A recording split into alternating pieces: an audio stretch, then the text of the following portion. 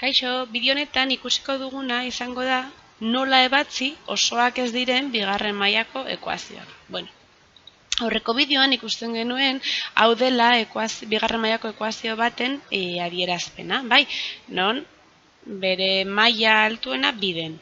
Ondo da. Bueno, esango dugu ekuazioa ez dela osoa, bigarren mailako ekuazioa ez dela osoa, bai B edo eta C 0 denean, hau da, hau 0 edo hau 0. Bueno, ze gertatzen da B0 denean horrela adieraziko da. A isa berbi gehi C berdin 0.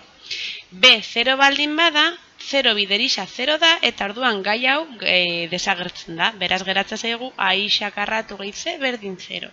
Nola adieraziko dugu C berdin 0 denean bigarren mailako ekuazioa? Ba, hau 0 baldin bada, horrela adieraziko dugu, A isa berbi gehi B isa berdin 0.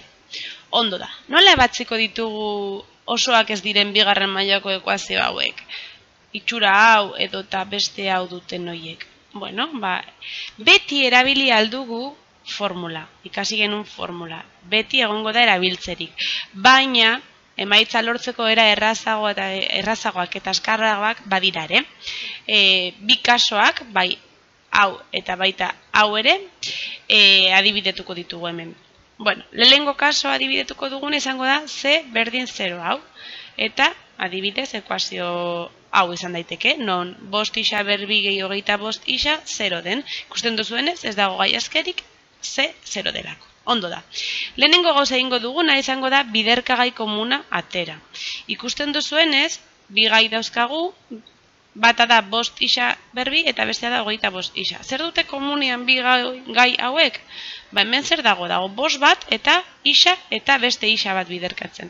Eta hemen dugu hogeita bost eta isa. Zein da biderkagai komuna beraz? Isa. Bietan agertzen baita. Beraz, biderkagaiat bezala ateratzen dugu. Eta nola geratzen zaigu?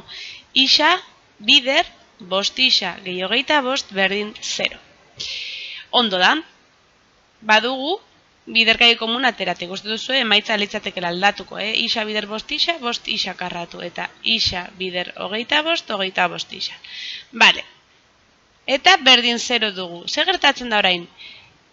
Badugunean biderketa bat 0 ematen duena, argi dago, bi gaietako bat, edo urdinez markatu dana, edo berdez markatu dana, 0 izango dela. Beraz, goaz bi aukera horiek arakatzera. Lehenengo aukera izango da, biderkagai hau 0 izatea. Lortu dugu emaitza bat. Bigarren aukera izango da, beste biderkagai hau berdez adierazi dudana 0 izatea.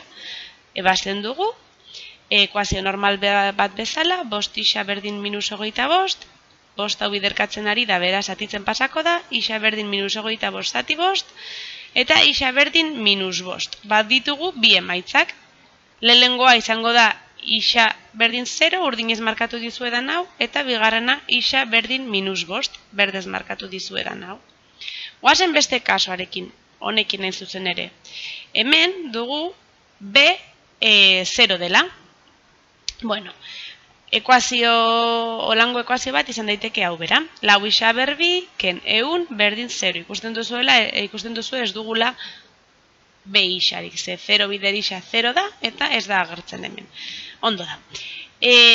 Goaze bastera ekuazio normal bat izango basan bezala. Minus eun hau beste aldera pasatuko da gehitzen. Beraz izango dugu lau isa karratu berdin eun. Lau hau launek isa karratuari biderkatzen dio eta beste aldera zatitzen pasako da. Beraz, isa karratu berdin eun zati lau. Badugu isa karratu dela hogeita bost. Eta zein da karratuaren berbiaren aurkakoa? Errokuadroa.